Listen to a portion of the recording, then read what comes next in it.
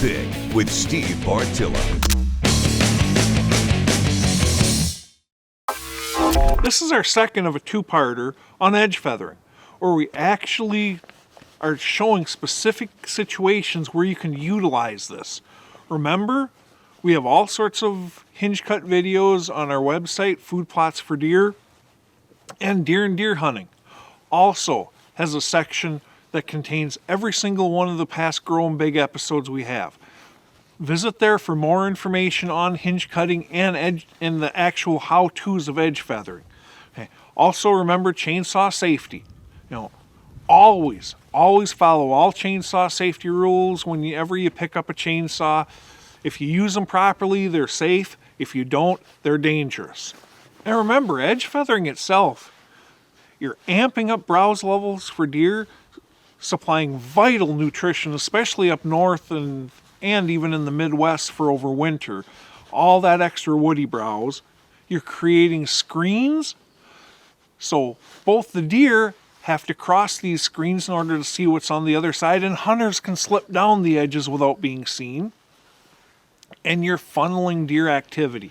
Edge feathering is a very, very, very powerful tool that most every habitat manager can use in specific situations. The situation we're going to talk about today is a triangular ridge top flat that goes back into the woods. Virtually unhuntable. Deer are coming out all along that edge, out into the fields, naturally. There is not that concentration effect. So, first thing I did is I went in there with a bulldozer. I went in there with a bulldozer and created a U-shaped food plot.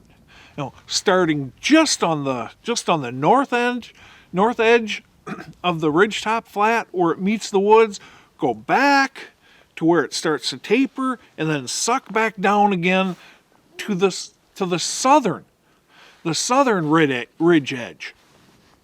Okay, that right there, and then went in, did some edge feathering along it to open it up for sunlight and make it so that the deer can't just see everything that's going on in that snake food plot. Okay, the snake food plot itself is about 15 to 20 yards wide. Frost seeded it into clover. Okay, great food source. Deer are naturally going to follow this to begin with. But they're still going to pop out in different areas. We still don't have a safe wind. So along the edge of the field, I created a nasty, nasty hinge cut edge feathering blockade. Again, increasing the browse levels along the edge of the field, but forcing the deer to come out on our food plots because there's no place else they can come out.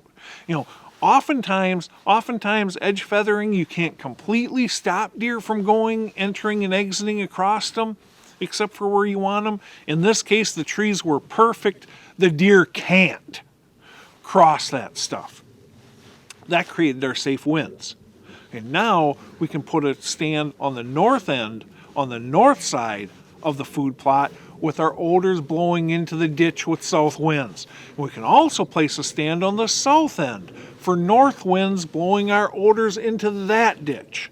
Okay. And the deer are naturally going to utilize the openings traveling along the U food plot itself to get out into the field.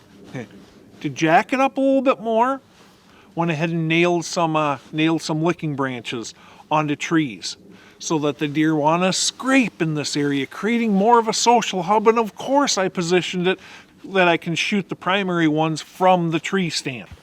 And then I created a tornado zone inside the U. That wooded portion in there where I don't want the deer to go through. Do I mind if they go in there once in a while? No, but I want them to primarily use my horseshoe food plot as their travel zone. So all the trees that were safe to hinge cut from 2 to 3 feet tall, I hinge cut them. I hinge cut them lower than I would for bedding, but yet high enough so that the deer can sneak through there. I'm doing that so that they have a little bit extra browse and a place where they feel safe that they can head when threatened. Okay. That's both from hunting pressure on the neighbors and when those does are being chased by bucks and they're not ready to breed yet. it's a pain. This gives them a nice thick area to head to. Grow 'em Big is brought to you by Wildlife Research Center, the gold standard. Reconics, see what you've been missing. Antler King, bigger bucks, healthier deer. The Heater Bodysuit, you stay warm or your money back. Furminator, the best food plot implement on earth. Bush Hog, performance you can count on. Redneck Blinds, the best hunting blinds on the planet. Chestnut Hill Nursery and Orchards. And foodplotsfordeer.com, planning your habitat improvements and improving your hunting. So we've got the edge feathering along the edge of the field, creating a beautiful funnel where our food plots, both ends of the food plots, are the only two places that the deer are going to enter and exit between the farm fields and the woods.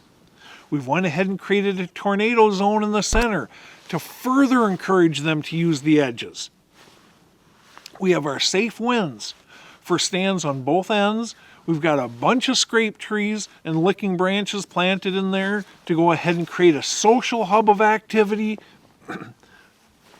We got it all. And wow, is this ever a killer location now. Edge feathering is a tremendous, tremendous tool.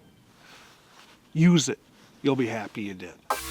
Grow 'em Big with Steve Bartilla.